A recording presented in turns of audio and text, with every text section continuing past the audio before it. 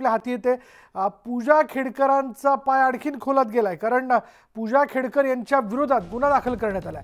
पूजा खेडकरला UPSC कडून notice जारी करण्यात आली आहे। 2022 मधील पूजा खेडकरची निवड जी आहे ती रद्द करण्यात आल्याचं कळतंय। आता क्षणाची मोठी बातमी, 2022 मधील पूजा खेडकरची निवड रद्द करण्यात आलेली आहे।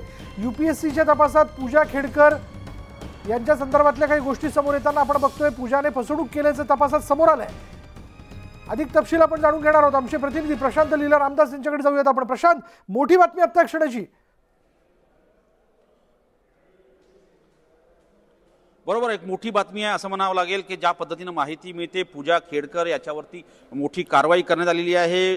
UPSCने पूजा दिलीप खेडकर जे आहेत यांच्या विरुद्ध बनावट कागदपत्रांचा गुन्हा दाखल केला आहे। सोबतच तिची उमेदवारी देखील रद्द करण्यात आली आहे आणि भविष्यात मध्ये अशा प्रकारच्या परीक्षांपासून दूर राहण्यासाठी त्यांना कारणे दाखवा नोटीस देखील जारी करण्यात आली। या घडीची ही सगळ्यात मोठी बातमी आहे की पूजा खेडकरवरती कारवाई करण्यात आलेली आहे।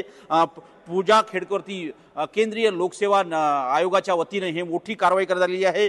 UPSCने पूजा दिलीप खेडकर यांच्या विरुद्ध कारवाई केली आहे। कथित बनावटीचा गुन्हा दाखल केला आहे, फॉर्जरीची केस दाखल केलेली आहे आणि तिची देखील उमेदवारी देखील रद्द केली आहे आणि भविष्यात UPSC सारख्या परीक्षापासून दूर राहावे अशा प्रकारच्या देखील सक्त ताकीद देत नोटीस देखील जारी केली आहे। या घरची अत्यंत महत्त्वाची बातमी, मोठी बातमी, पूजा खेडकर यांची UPSCची जी नियुक्ती आहे ती रद्द करण्यात आली आहे। यावर आता पूजा खेडकर काय करते हे देखील पाहणं अतिशय महत्त्वाचं असणार आहे। विशाल, पूजा खेडकर यांच्या संदर्भातली मोठी बातमी समोर येताना आपण बघतोय पूजा खेडकरचा पाय खोलात गेला। पूजा खेडकरांच्या विरोधात गुन्हा दाखल झाला। पूजा खेडकरला UPSC कडून नोटीस जारी करण्यात आल्याचं कळतंय आणि पूजा खेडकरच्या तपासात काही मुद्दे समोर येताना दिसतात। पूजाने फसवणूक केल्याचं तपासात समोर आलंय।